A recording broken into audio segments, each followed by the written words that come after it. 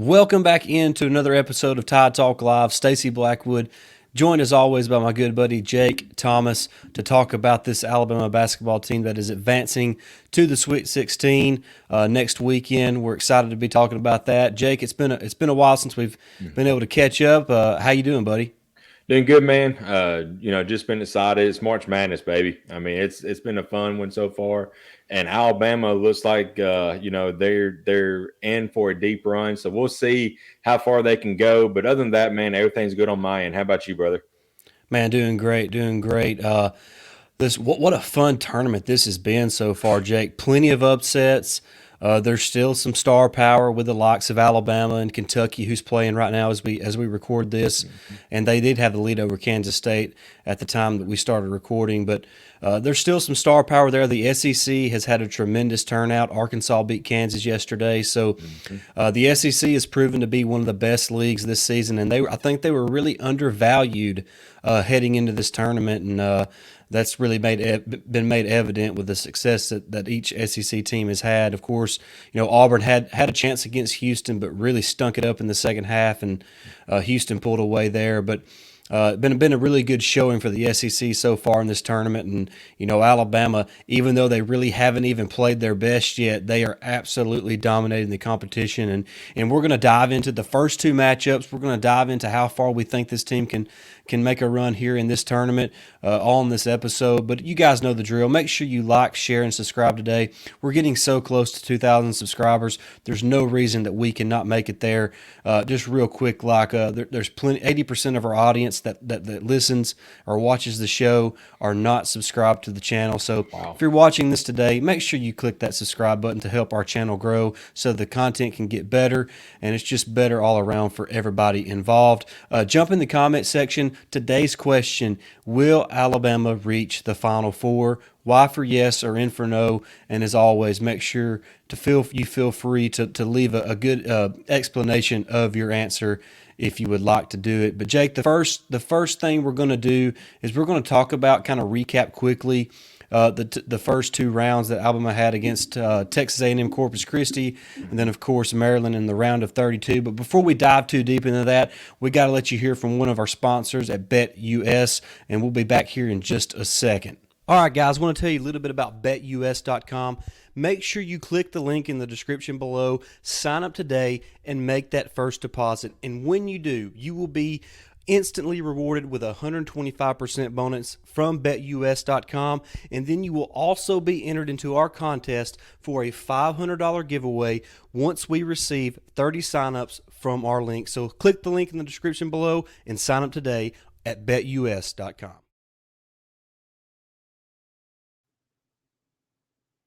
All right, Jake. So Alabama defeats Texas A&M Corpus Christi in the first round. Then they go on to defeat Maryland on Saturday night, late Saturday night, I would add, in the round of 32.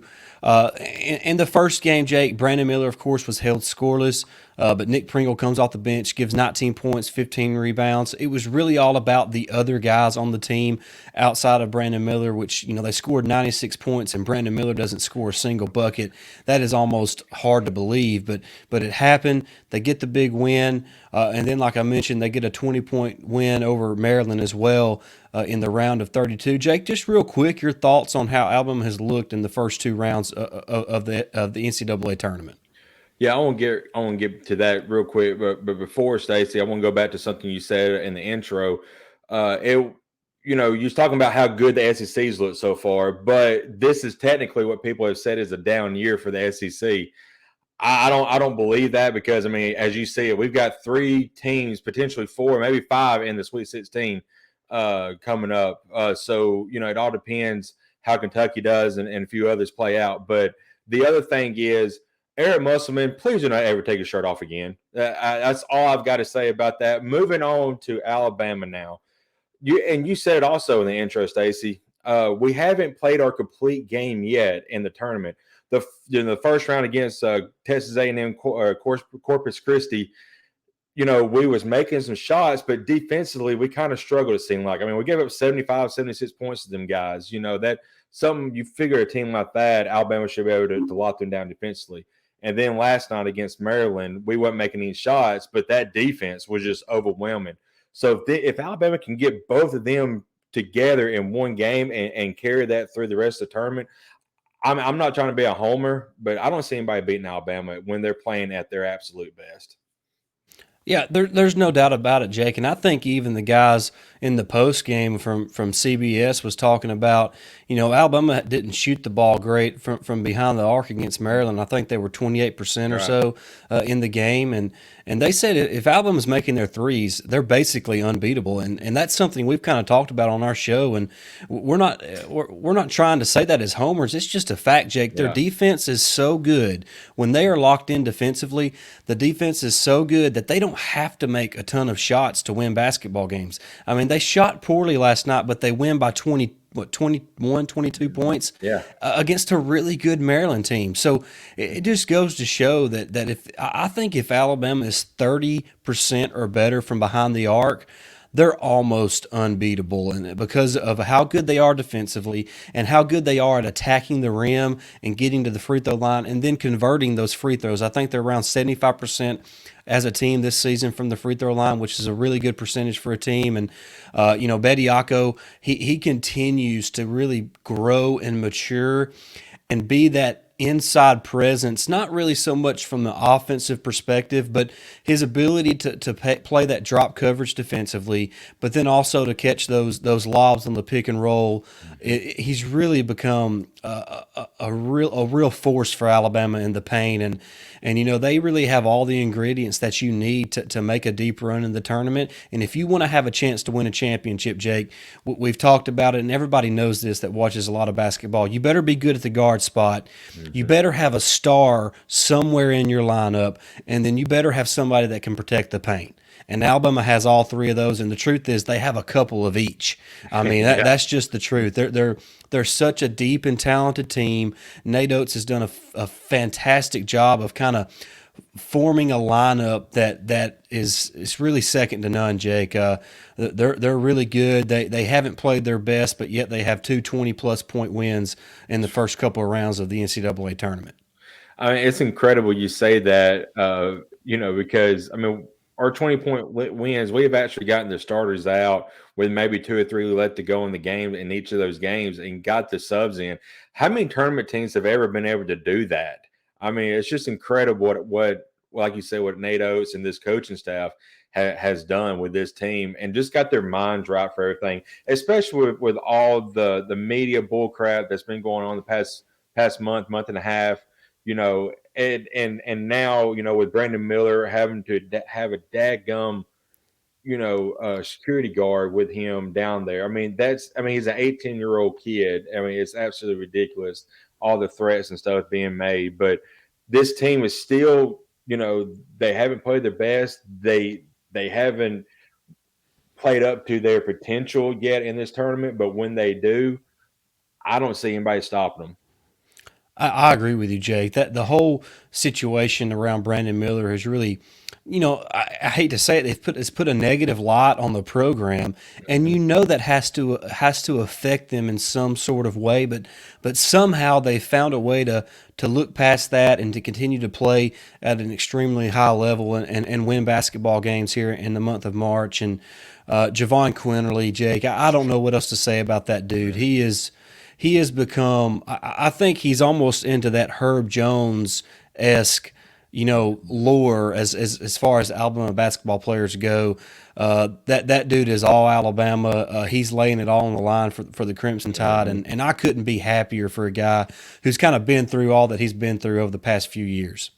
Absolutely, man. He's got the name March JQ because I mean he tends to be streaky at times in the season, but when the tournament's here, March gets here, man, he lights it up. And it was impressive last night because he had a wide open 3-pointer that he drained, and I think a couple minutes later, I mean, there was a dude all up in his face.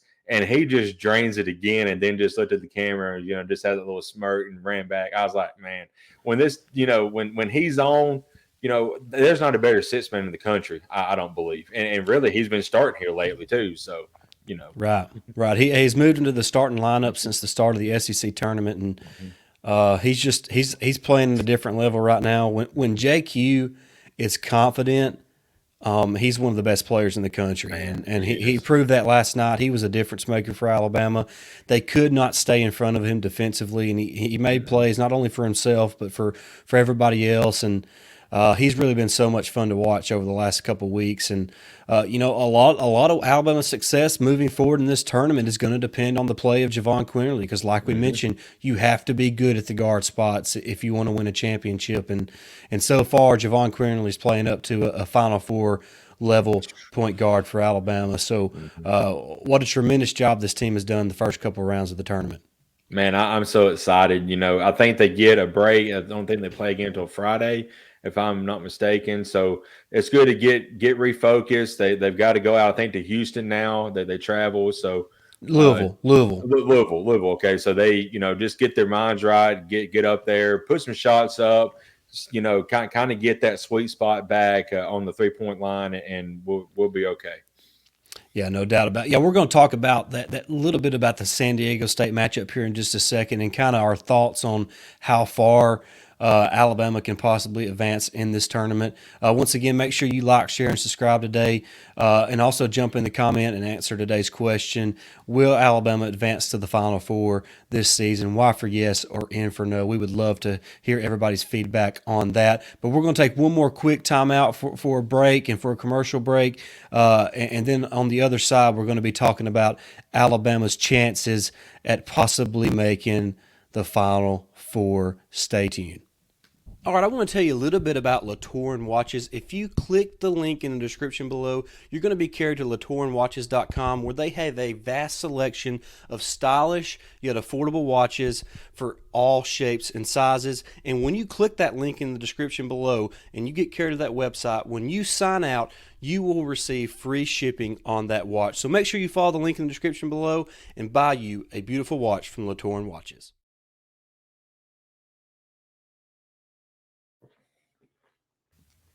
All right, guys, welcome back in. Jake, look, we've talked about what they've done in the first couple of rounds. Now they go to Louisville for the Sweet 16 matchup against San Diego State. The Aztecs from the Mountain West, who really dominated Furman in the round of 32 matchup. Their defense is really, really elite in that matchup. What are you looking forward to most about this game between Alabama and San Diego State? And what are your early thoughts on that matchup?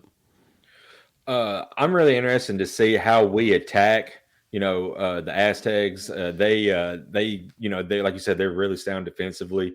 So we're going to have to bring our A game. They're really good shooting the ball as well. They're really good offensively, defensively. They're really a great, well coached team. So we're going to have to be on our A game for this matchup. And I'm anxious to see. I don't think they have anybody that can handle our length.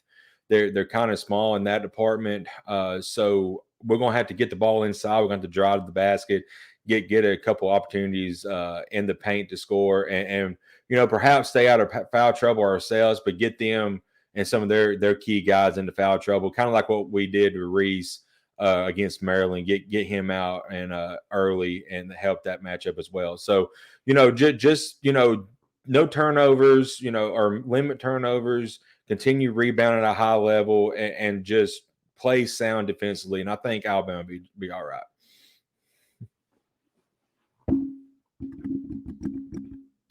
As I left myself muted, I agree with what you said, Jake. I think this game is going to come down to a lot to, like Nate Oats said, Alabama's defensive effort, Jake, because I think when Alabama plays, when they're locked in defensively, Jake, they're capable of beating anybody, Right. Because their defense is so good because of their length and athleticism, and then offensively, even when the shots aren't falling, they find ways to score in the 70s. So Maryland's a really good defensive team. Alabama did not play well offensively last night, but they were still able to get to 72 points or 73 points, whatever it was, and I really feel like this matchup with San Diego State kind of is going to look a lot like the Maryland game where both teams are really fighting defensively because San Diego State's going to guard all 5 positions at a high level. They can switch up a lot of defenders because they have some size like 3 through 5. So it's gonna be an interesting matchup when each team is on the defensive side of the floor. I'm just looking for Brandon Miller to have a breakout performance, and it could be against San Diego State on Friday. So that's really going to be a fun matchup. And of course, the winner of that game will get the winner of Princeton, and if it's either going to be Baylor or Creighton. So you're looking at a very interesting Elite Eight matchup if Alabama can indeed get past San Diego State. So there's a lot to look forward to, Jake, and we'll look more closely at these matchups as the games get closer. But Jake, real quick before we even go, what are your thoughts on Alabama's chances of making it to the Final Four and possibly winning a championship in college basketball? Well, first it'd be overwhelming because we're so used to seeing them, the football team being in situations to win a championship, but this basketball team, the best they've ever done is Elite Eight, and I think they went to the Sweet 16 a few years ago and got beat, but they haven't been to Elite Eight since I think what 06, 07, maybe 08. No, it was before that, probably like yeah, 04 maybe. 04. Okay, so it's been a long time. So just this team, there's something special about them, and we talked about it, and you mentioned it earlier in the show. You got to have so many variables to be a championship team, and Alabama's got all that. You got to have a deep rotation, and we've talked about before. Alabama's starting 5 or bench 5 players on the bench can start anywhere else in the country. They've got a rim protector and Charles Beitiaco, and they got a star player and Brandon Miller, and then the guard play. When Sears and Quinley are on their game and making bucket after bucket after bucket, you can't beat Alabama. And it sounds like a broken record as we keep saying that, but it's just the truth. When Alabama's making their shots, when they're playing sound defensively, and they're attacking the basket, they're getting rebounds, they're not forcing bad shots, they're not turning it over, you're not beating Alabama. And I feel like Alabama can continue doing this. And even if they do end up playing Baylor in the Elite Eight, if we get past San Diego State, because that's number one, we've got to just play each game at a time. But looking ahead, I do believe we can get a Final Four appearance, and I do believe we can make it to the national championship, and I do believe this team can win a national championship. Yeah, I agree with everything that you said, Jake, and I'll even add this. We've talked so much, nearly 20 minutes of an episode, Jake, about all the talent on the team, and we've yet to mention Noah Clowney. Jake, and Noah Clowney's a guy who's capable of dropping 20 points and 15 rebounds at any point in time. And he's one of those guys who, if you're not careful, he could catch fire from behind the arc, and he's a solid free throw shooter at 75% on the season or so. So Noah Clowney could prove to be an X factor. Mark Sears could prove to be an X factor. We know that Brandon Miller is going to go off one of these games. So I'm there with you. All the ingredients are there for a Final Four run and a championship run for this Alabama team. But like you said, it's about taking it one game at a time. Take care of San Diego State in the Sweet 16, and then just move on after that. And before you know it, Jake, this team could be in Houston playing for a national championship. Absolutely, man. And, you talk about X factors. Another guy, if he stays out of foul trouble, Charles Beitiaco, he's improved each and every game this season. And having him on the court is going to be crucial to make a deep run in this tournament. So, yeah, hey, I was worried. I wasn't worried about Beitiaco going to the draft after this year, but the way he's played in the SEC tournament and so far in the NCAA tournament, I know. I wouldn't be surprised if he starts getting mocked in some of the first rounds NBA drafts. So I mean, I'm happy he's playing well, but I don't need him to play quite that well. No. Yeah. We need to get that natty in hoops. That's right. Yeah. But, you talk, like you say, you talk about X factors. He could be one too, because him himself can take over a game on the boards, just like that, Well, so. he's so big and athletic, Jake, that he can, like you said, he can control the game because defensively guys don't want to go at him because Right. he's going to block your shot, and if he doesn't block it, he affects your shot. And they just make everything so tough defensively. And it's not just Beitiaco, but it really is all predicated on the fact that Beitiaco plays that drop coverage and protects the rim, and it Hmm. really makes everything else work defensively for Alabama. So he's certainly an X factor for the Tide, and that they got a real chance of making a deep run here, and we're certainly excited about it here at Tide Talk Live, and we can't wait to cover it if that indeed happens. But that's going to wrap up this episode, guys. Thank you so much for watching. Like, share, and subscribe today, and then jump in the comments and answer our question: will Alabama advance to the Final Four this season? Y for yes or N for no? We cannot wait to see your answers in the comment section below. But for Stacy Blackwood and Jake Thomas, this has been Tide Talk Live, and until next time, roll Tide. Roll Tide.